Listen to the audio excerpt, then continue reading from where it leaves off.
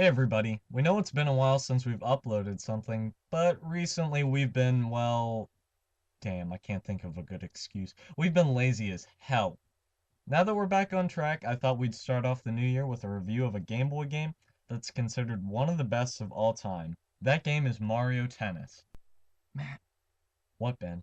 we're not reviewing Mario Tennis. Nobody cares about that.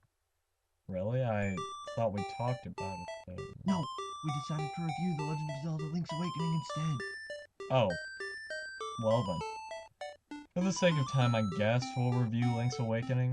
As usual, we'll start off by giving a bit of history on the development of the game. The year's 1991. The Legend of Zelda: A Link to the Past just came out and it's a smashing success. So what do? You try to port it to your handheld console. However, as time passed, it began evolving into a completely new Zelda title. The rest is history. Well, story-wise, this game was definitely odd at the time. It didn't feature Zelda, the Triforce, Ganon, or Hyrule.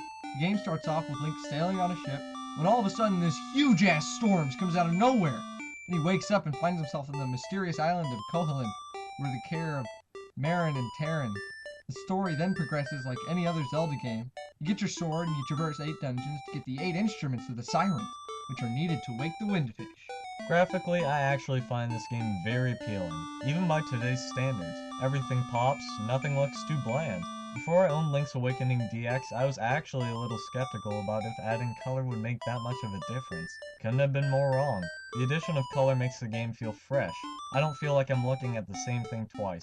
I guess you could say in terms of visuals, it's kinda like the Ocarina of Time 3D of its time.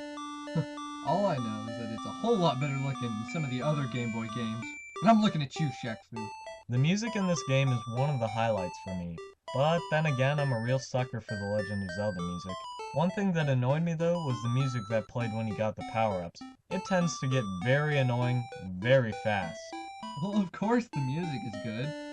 Link has 8 instruments. This game plays like any other top-down Zelda game. The controls are very responsive and the items are effective.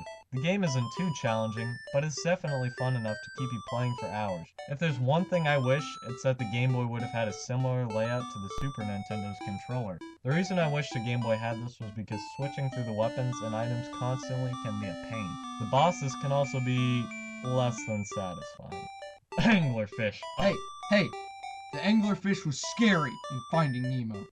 If you're one of the lucky people that has a copy of Link's Awakening DX, then you're in store for a few extra features besides the addition of color. One of them is the Color Dungeon, a dungeon that was specifically made for the DX version of the game. It features color-based puzzles and rewards you with either the red mail, which upgrades your attack, or the blue mail, which upgrades your defense. You can get a sword upgrade via the secret seashells, so we recommend the blue mail. The DX version also is compatible with the Game Boy printer.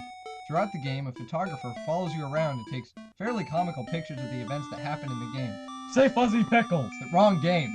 Oh. The pictures aren't very high detail, but there's definitely a cool addition to the game. The final benefit you get from the DX version is a special Link's Awakening border when you play it on the Super Game Boy add-on for the Super Nintendo. There's one thing we forgot to mention. The cameos! This game features cameos of characters from Mario, and what more could you ask for? There's Chain Chomps and even Goombas. There's also a cameo of a character from a game we've never heard of, much less one we could pronounce. It's called Keiru no Tame ni Kane wa Naru. Sorry, Japan. But Prince Richard, a character from that game, is featured in Link's Awakening. Overall, this is a great game. If you're a Zelda or Game Boy fan and you haven't had the chance to pick it up yet, I insist you do. If you don't own a Game Boy, then you can also buy Link's Awakening on the 3DS's Virtual Console for about $5. I like Zelda, and therefore, by transitive property, I like Link's Awakening. Thanks again for tuning in to Hey Ocarina. Remember to rate, comment, and subscribe. See you next time.